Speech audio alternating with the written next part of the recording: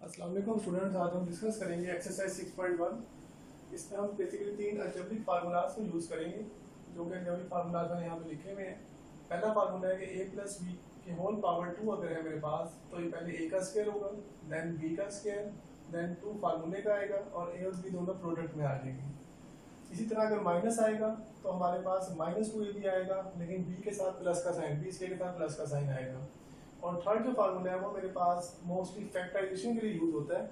इसका आगे भी आपको काफी यूज नजर आएगा इस फार्मूले का। इसमें अगर दो वैल्यूज मल्टीप्लाई हो रही हैं और उनमें सिर्फ साइन का डिफरेंस है, प्लस माइनस का डिफरेंस है, तो एक दफा आप फर्स्ट वैल्यू का स्क्वायर लेंगे, देन माइनस, और फिर सेकंड वैल्यू का स्क्वायर लेंगे। इसको प्रूव कैसे करना है फार्मूलाज को, a प्लस बी की पावर 2 लिखी हुई है, आप a प्लस बी को a प्लस बी से मल्टीप्लाई करें तो आपके पास यही चीज दोबारा बन जाएगी। तो इसका फार्मूले का प्रूफ इजी है क्योंकि हम मल्टीप्लिकेशन चैप्टर 5 में सीख चुके हैं, तो उससे हम इसको सॉल्व कर सकते हैं। क्वेश्चन नंबर 1 को मैं सॉल्व करवा रहा हूँ, जिसमें उसने लिखा है एक्सपैंड यूजिंग फार्मूला। आपने इसको सॉल्व करना है फार्मूले की मदद से। फार्मूले के बगैर इसलिए कैसे सॉल्व हो सकता है कि आप इसको दो दफा मल्टीप्लाई कर लें, 3a plus 5 and 3a plus 5। इस तरह भी इसको मल्टीप्लाई कर सकते हैं जैसे चैप्टर 5 में आपने किया हुआ, पहले इसको 3a को 3a से फिर 5 से। लेकिन क्योंकि उसने फार्मूले की यहाँ पे रिस्ट्रिक्शन लगा दी है, इसलिए अब हमें मजबूरी है कि हमें इसको फार्मूले से ही सॉल्व करना होगा। तो फार्मूले को देखते हुए हम देखते हैं कि दो टर्म्स हैं, a प्लस बी और बाहर पावर 2 है। तो इसका मतलब है कि ये हमारे पास फर्स्ट वाली जो फार्मूला मेरे पास लिखा हुआ है वो यूज होगा।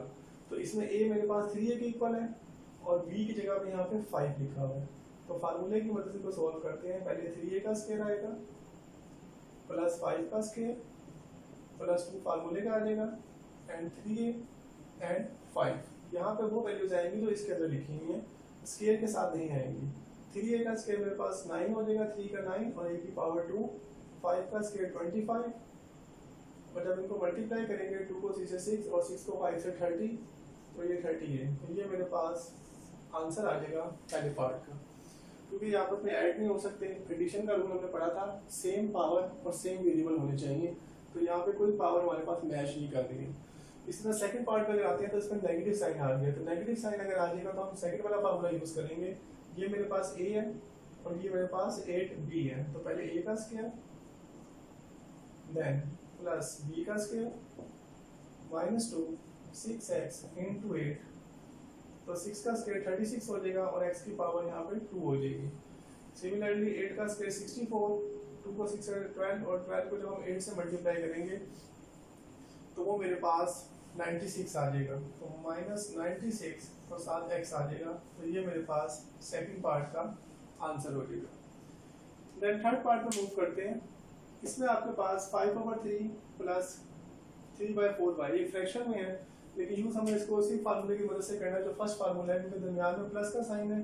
तो पहले 5/3 का x का होल स्क्वायर आ जाएगा प्लस 3/4 का whole square plus 2 times 5/3 x into 3/4 y।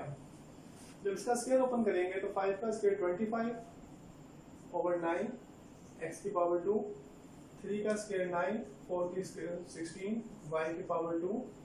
ये 2 हम इससे कैंसिल कर सकते हैं 4 से, एंड 3 से कैंसिल हो जाएगा।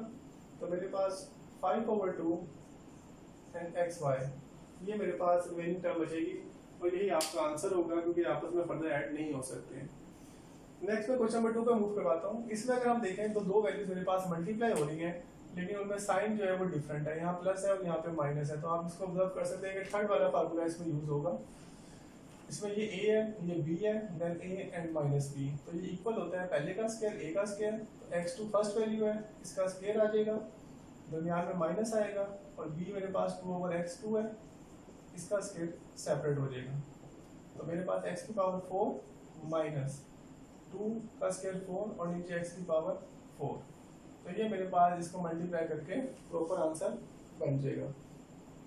इसी तरह अगर हम बाकी पार्ट्स के अगर सॉल्व करवाएं तो उसमें मेरे पास एक और पार्ट नंबर 5 है, जिसमें मेरे पास 3 वैल्यूज आपस में मल्टीप्लाई हो रही हैं। लेकिन पहले मैं इन दोनों पर फार्मूला अप्लाई करूंगा। इन दोनों पर भी फार्मूला नंबर 30 यूज होगा, √x का स्क्वायर, ये a प्लस बी है और ये a माइनस बी है, और √y का स्क्वायर सेपरेट हो जाएगा। और ब्रैकेट में यहाँ पे दोबारा लगा दूंगा कि अब ये चीज मल्टीप्लाई होनी है इससे फर्दर x प्लस वाई। तो स्क्वायर अंडर रूट से कैंसिल हो जाएंगे, x minus y then x plus Y.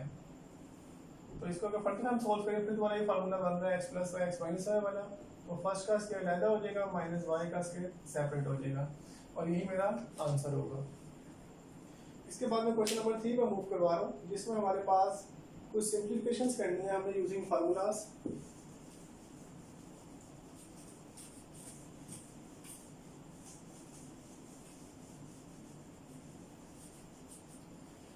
इसके लिए मैं पार्ट ले रहा हूँ क्वेश्चन नंबर 3 का पार्ट नंबर 198 और इसका मैंने स्केल फाइंड करना है। तो अगर मैं इसको उससे लिखा हुआ यूजिंग फार्मूला, आपने फार्मूले की मदद से इसको सॉल्व करना है। अदरवाइज आप इसको वैसे चेक कर सकते हैं, 198 को 198 से मल्टीप्लाई करेंगे तो आपको आंसर मिल जाएगा जो हमने इसको फाइंड करना है। लेकिन जब फार्मूले की मदद से सॉल्व करना है तो मुझे इसको ब्रेक करना पड़ेगा, ताकि क्योंकि ये जितने भी फार्मूला हैं मेरे पास 1 2 जो दोनों हैं वो दो टर्म्स पे अप्लाई हो रहे हैं, सिंगल टर्म पे कोई फार्मूला अप्लाई नहीं हो रहा। इसका मतलब है मुझे इसको ब्रेक करना पड़ेगा। अब 198 को हम ब्रेक अगर करना चाहें तो दो तरीकों से कर सकते हैं।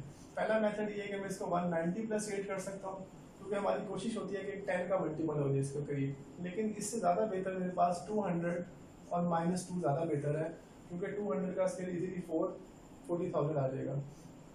तो मेरे पास ज़्यादा बेस्ट ऑप्शन ये वाला है। अदरवाइज आंसर आपका इससे भी ठीक होगा, लेकिन हम कोशिश करते हैं कि हमारे पास ज़्यादा इजी क्या हो जाए, ताकि सॉल्व करने में आसानी भी हो और ज़्यादा अप्रोच उसके करीब करीब हो। तो 198 को हम लिखेंगे 200 एंड -2 का होल स्क्वायर। अब ये दो टर्म्स बन गई हैं, तो मेरे पास सेकंड नंबर वाला फार्मूला इसमें यूज हो सकता है। ये मेरे पास a है, तो पहले a का स्क्वायर आ जाएगा, देन प्लस b का स्क्वायर -2 टाइम्स 200 इंटू 2। इसको जब सॉल्व करेंगे तो 2 का स्क्वायर मेरे पास 4 हो जाएगा। अगर दो जीरोज हैं और इसका स्क्वायर है तो ये जीरो डबल हो जाएंगे, ये 4 हो जाएंगे। ये आसान है, आपको इसका स्क्वायर फाइंड करना, आपको जरूरत नहीं है इसको मल्टीप्लाई करने की किसी से। जब जीरो हमारे पास अटैच होते हैं तो उनको हम डबल कर देते हैं। देन 2 का स्क्वायर 4, सिमिलरली 2 को 2 से 4 एंड 4 टू द 8, और ये दो जीरो एज इट इज हमारे पास लिखे जाएंगे। अब मैं इनको अगर सब सॉल्व करता हूँ, 40,000 को 800 माइनस करेंगे तो मेरे पास यहाँ से जब कैरी मूव करेंगे तो ये 10 हो जाएगा, ये 9 हो जाएगा और ये 3 आ जाएगा। तो मेरे पास 2 9 एंड 3 आ जाएगा, और इसमें जब 4 ऐड करेंगे तो 39204। तो ये मेरे पास प्रॉपर आंसर बन जाएगा 39204।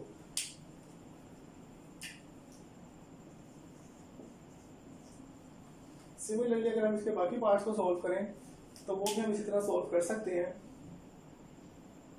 उसके लिए आपने सिंपल ये फॉलो करना है कि आपके पास जो नेक्स्ट टर्म्स होंगी, अगर 98 है तो 98 को भी आप सिंपल 100 -2 को ब्रेक कर सकते हैं। इसके एक बार और पॉइंट वाला सोल्व करवा रहा हूँ, 1.02 वाला।